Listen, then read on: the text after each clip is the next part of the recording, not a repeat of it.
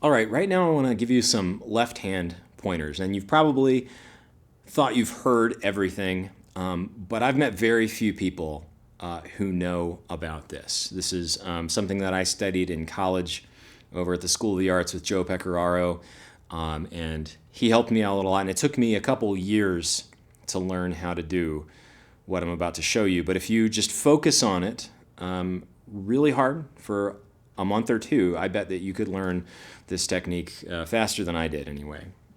So when we all go and approach the neck, we all kind of use our strong fingers to play first. We have a strong index finger and a strong middle finger. We use these fingers, to grab keys or to write with throughout our lives, grab doorknobs. And these two fingers kind of get left out, and we don't even really use these fingers for anything in particular other than holding a steering wheel. We don't use these fingers until we start playing guitar. So the way that we approach guitar is the same way. We try to do everything with 1 and 2, and you'll see people get their hand right up on the neck like this and grip and use the third finger. And a lot of blues players get a lot of really good results doing this. And if you can do what you want to do in this hand position, then go for it. Don't stop. But a lot of classical guitar and a lot of more advanced styles, not that blues isn't advanced, just saying more contrapuntal styles, you'll need more than just 1 and 3 working. So, this hand position is supporting the strong fingers, 1 and 2. Now, I want to show you the trick. So, I want everyone, if you're holding your guitars, put your hand up in front of the neck like this. And gently supinate, turn your pinky towards your face. All right, this technique is really only good for 2 things. It's for playing guitar and reciting Shakespeare. And so what you can do is bring your pinky in. Now, this is something I came up with. I find a lot of students, their middle joint and their pinky locks up, and this joint bends and that one goes straight because the pinky's not used to this pressure. So to train the pinky, what I want you to do is bend it in as tight as you can. Now, some people aren't able to do this. Some people are only able to do that, and that's fine if that's all you can do. But if you're like me and you can do this crazy thing. Now, bring that right up to the first string. How about on the 5th fret? And then I want you to gently release off of it.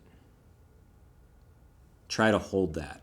Notice that the tip joint and the middle joint of the finger are bent. And notice that the palm of my hand isn't touching. I'm touching the back of the neck with a flat thumb. Just hold that until you're able to use your pinky curled. Notice that my index finger is extended. Now, if you know a major scale pattern, what you can do is descend down the scale. Notice that the index finger stayed extended.